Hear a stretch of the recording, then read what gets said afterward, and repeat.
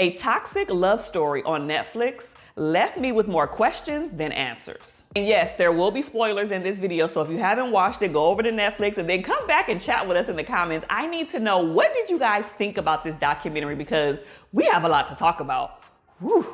After I watched this documentary, I realized that this was a perfect storm of events. What is the likelihood and the chance that Ian had a plot and a plan to ruin Michelle's life, and at the same time met someone, Angela, who had a history of lying, history of pretending to have cancer, a history of lying about pregnancies, who was willing to go with his plan? Those two things, coupled with Michelle's psychotic break, where she felt like she was losing her mind, she was having this out-of-body experience, she was essentially dissociating from reality. All three of those things created the perfect scenario and a perfect plot and a plan for Ian to do what he did. Because think about it, if one of those things didn't happen, his plan would have been ruined. Questions that I had was all of this about the condo for Ian? What did Angela get out of this? Why didn't she throw Ian under the bus? Why did she plead guilty? Was Angela ever truly attacked in the garage that day?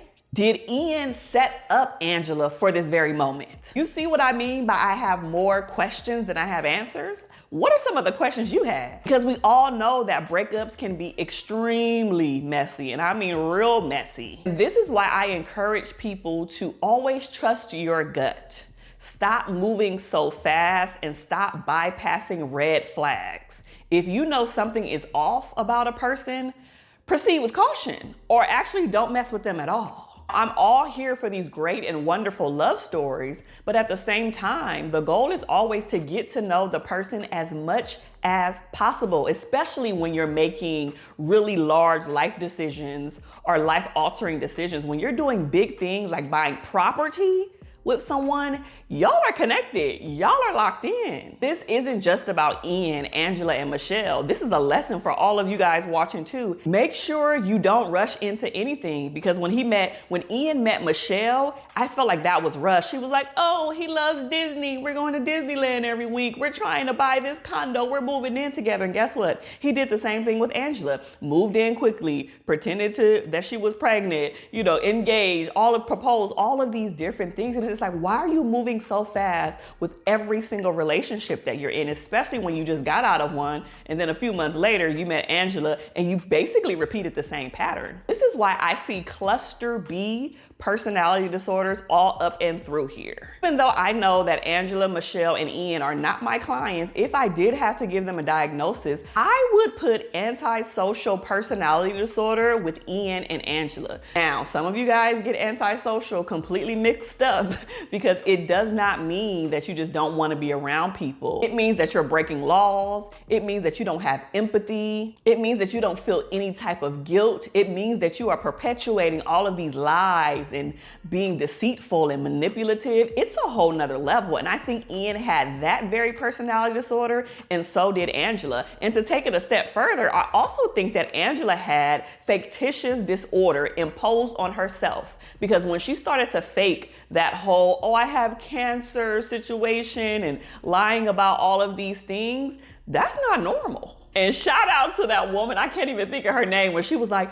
show us your port, show us your port. Like, that wasn't supposed to be a funny moment, but they did not come to play. I'm glad that she basically got addressed. Well, you know what? Confronted is the proper word. I'm glad she got confronted and she couldn't back up what she said, because somebody who really does have cancer, they would have showed the port, they would have showed the medical records, they would have allowed people to come and visit and spend time with them while they were, getting chemo and things of that nature. Like, it's very different, right? So to hide that and to pretend like you're ill is not okay. Now, there's two additional people that I want to talk about that we should spend a little bit of time on.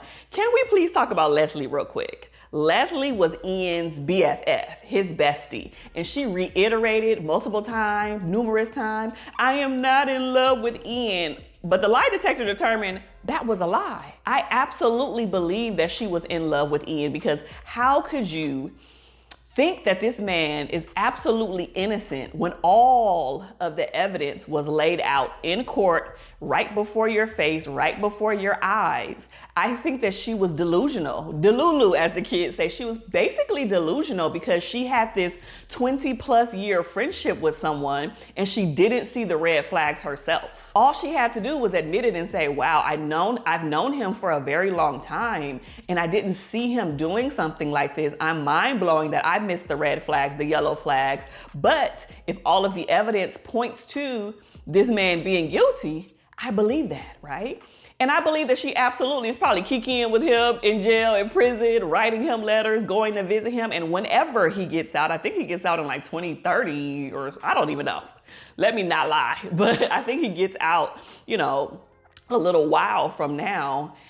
I think she's going to be right there by his side. And at that point, she might as well just go ahead and try to be in a relationship with him. Who's going to want to be with him after he's done something like this? The second person that we have to talk about, which was like a side person, was Rick.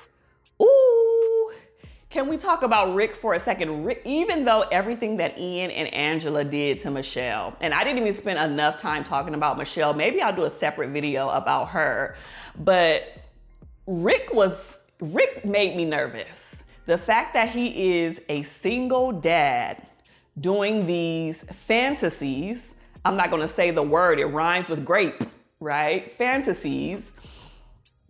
And he didn't want to be disclosed. You know, he didn't want, you know, he wanted to stay hidden. He didn't want people to know who he is because he knows that he's going to receive a lot of judgment in regards to that. Now, I know from my work as a clinician, especially when I've worked with couples, there's individuals who have very interesting fantasies, right? And, you know, we're not here to judge, but that type of fantasy borderlines for me, because if you were willing to do that in fantasy, it gives me the inkling that you would be willing to do that in real life. And because you have children and because you're a single dad and he's probably some well-to-do type of person high up in some type of, you know, agency or job or position where he didn't want to be disclosed. But it's stuff like that that makes me question what's going on in his mind and in his psyche to think that he was willing to go to somebody's house to absolutely cross the boundaries for fantasy, for a good time. That's concerning. Now, my personal opinion about this documentary was that I honestly gave it like a 6.5, maybe a 7 out of 10, because I felt like they tried to trick us from the beginning, right? It did take us on a roller coaster of like, well, is it Ian? Well, is it Angela? Is it Michelle? Is it the father? Like, you know, like you were just trying to figure out who, but it made it really tricky. And I think they left out a lot of details. I think they left out a lot of information. We had questions that needed answers, right? And so I think that it could have been done just a little bit better, but in hindsight, I think this story was very intriguing and it actually is very close to my house. Like this is a good 15, 20 minutes from where I live in Los Angeles, right? And this happened in Anaheim, California, near Disneyland. So it's very interesting back in 2016 when this started that I wasn't even aware of this. I don't know where I was at in the world. I think I was like getting out of grad school or I don't know what I was doing, like trying to figure out my licensure to become a therapist. I was probably like heads down in that, but I do not remember this case being on the news. It took me watching a few other documentaries and a few other stories online who recap this to get a little bit more understanding of what truly went down. Thank you for watching another review on my channel. Don't forget to watch more of my review videos here, and I will see you next time. Be blessed. Bye.